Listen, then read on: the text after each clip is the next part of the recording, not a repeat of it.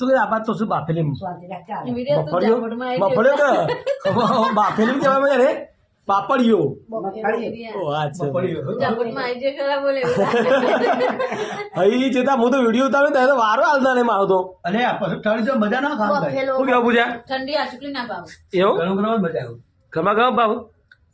એ કોંગરી હા પપ્પાને ભેટી ગરમ કરી ના દઈએ તો પતન દોણા જુદા ઈવન ફોલવાની જરૂર નહીં